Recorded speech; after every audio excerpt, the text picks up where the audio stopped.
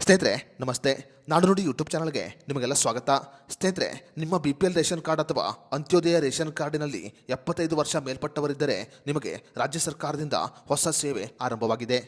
BPL ಅಥವಾ Antyodaya ration ಕಾರ್ಡಿನಲ್ಲಿ 75 ವರ್ಷ ಮೇಲ್ಪಟ್ಟವರಿದ್ದರೆ ಅಂಥವರಿಗಾಗಿ ರಾಜ್ಯ ಸರ್ಕಾರ ಈಗ ಹೊಸ ಸೇವೆಯನ್ನು ಆರಂಭಿಸಿದೆ. ರಾಜ್ಯದಲ್ಲಿ 75 ವರ್ಷ ಮೇಲ್ಪಟ್ಟ ಎಲ್ಲ ಹಿರಿಯ ನಾಗರಿಕರು ರಾಜ್ಯ ಸರ್ಕಾರದಿಂದ ಈ ಸೇವೆಯನ್ನು ಉಚಿತವಾಗಿ ಪಡೆದುಕೊಳ್ಳಬಹುದು. ಹಾಗಾದರೆ BPL ಅಥವಾ ಅಂತ್ಯೋದಯ ರೇಷನ್ ಕಾರ್ಡಿನಲ್ಲಿ 75 ವರ್ಷ ಮೇಲ್ಪಟ್ಟವರಿದ್ದರೆ ಅವರು ರಾಜ್ಯ ಸರ್ಕಾರದಿಂದ ಯಾವ ಸೇವೆಯನ್ನು ಉಚಿತವಾಗಿ ಪಡೆದುಕೊಳ್ಳಬಹುದು?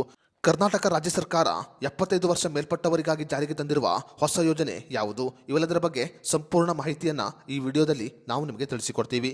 ವಿಡಿಯೋ ತುಂಬ ಇನ್ಫಾರ್ಮೇಟಿವ್ ಆಗಿದೆ, ಎಲ್ಲೂ ಸ್ಕಿಪ್ ಮಾಡದೆ ನೋಡಿ. ಹಾಗೂ ಈ ಮಾಹಿತಿಯನ್ನು 75 ವರ್ಷ ಮೇಲ್ಪಟ್ಟ ಪ್ರತಿಯೊಬ್ಬರಿಗೂ ಶೇರ್ ಮಾಡಿ. ಸ್ನೇಹಿತರೆ, ಕರ್ನಾಟಕ ರಾಜ್ಯ ಸರ್ಕಾರ ಈಗ 75 ವರ್ಷ ಮೇಲ್ಪಟ್ಟವರಿಗಾಗಿ ಅನ್ನ ಸುವಿಧಾ ಯೋಜನೆಯನ್ನು ಜಾರಿಗೆ ತಂದಿದೆ. ಕರ್ನಾಟಕದ 75 ವರ್ಷ ಮೇಲ್ಪಟ್ಟ ಎಲ್ಲ ಹಿರಿಯ ನಾಗರಿಕರು ಕರ್ನಾಟಕ ರಾಜ್ಯ ಸರ್ಕಾರದ ಈ ಅನ್ನ ಸುವಿಧಾ ಯೋಜನೆಯ ಲಾಭವನ್ನು ಪಡೆದುಕೊಳ್ಳಬಹುದು. 75 ವರ್ಷ ಮೇಲ್ಪಟ್ಟ ಹಿರಿಯ ನಾಗರಿಕರು ಈ ಅನ್ನ ಸುವಿಧಾ ಯೋಜನೆಗೆ ಹೆಸರು ನೋಂದಾವಣಿ ಮಾಡಿಕೊಂಡರೆ ಅವರ ಮನೆಯ ಬಾಗಿಲಿಗೆ ಪಡಿತರ ಧಾನ್ಯಗಳು ಬರುತ್ತೆ. 75 ವರ್ಷ ಮೇಲ್ಪಟ್ಟವರ ಮನೆಯ ಬಾಗಿಲಿಗೆ ಪಡಿತರ ಧಾನ್ಯವನ್ನು ವಿತರಣೆ ಮಾಡುವ ಉದ್ದೇಶದಿಂದ ಕರ್ನಾಟಕ ರಾಜ್ಯ ಸರ್ಕಾರ ಈ ಅನ್ನ ಸುವಿಧಾ ಯೋಜನೆಯನ್ನು ರಾಜ್ಯಾದ್ಯಂತ ಜಾರಿಗೆ ತಂದಿದೆ.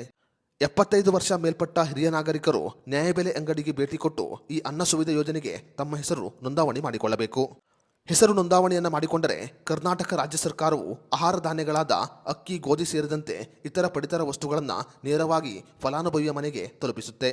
75 ವರ್ಷ ಮೇಲ್ಪಟ್ಟ ಹಿರಿಯ ನಾಗರಿಕರು ನ್ಯಾಯಬೆಲೆ ಅಂಗಡಿಗೆ ಭೇಟಿ ಕೊಡದೆ ಪಡಿತರ ಧಾನ್ಯವನ್ನು ಮನೆ ಬಾಗಿಲಿಗೆ ತರಿಸಿಕೊಳ್ಳಬಹುದು. ವೃದ್ಧರಿಗೆ ಆಹಾರದ ಕೊರತೆ ಆಗಬಾರದು ಅನ್ನುವ ಉದ್ದೇಶದಿಂದ ಕರ್ನಾಟಕ ರಾಜ್ಯ ಸರ್ಕಾರ ಈ ಅನ್ನ ಸುವಿಧಾ ಯೋಜನೆಯನ್ನು ವಿಸ್ತರಣೆ ಮಾಡಿದೆ. ಕರ್ನಾಟಕ ರಾಜ್ಯ ಸರ್ಕಾರ ವಿಶೇಷವಾಗಿ ಹಿರಿಯ ನಾಗರಿಕರಿಗಾಗಿ ಈ ಸೇವೆಯನ್ನು ಆರಂಭಿಸಿದೆ. ನಿಮ್ಮ ಮನೆಯಲ್ಲಿ 75 ವರ್ಷ ಮೇಲ್ಪಟ್ಟ ಹಿರಿಯ ನಾಗರಿಕರಿದ್ದರೆ ಇಂದೇ ನ್ಯಾಯಬೆಲೆ ಅಂಗಡಿಗೆ ಭೇಟಿ ಕೊಟ್ಟು ಹೆಸರನ್ನು ನೋಂದಾವಣೆ ಮಾಡಿ.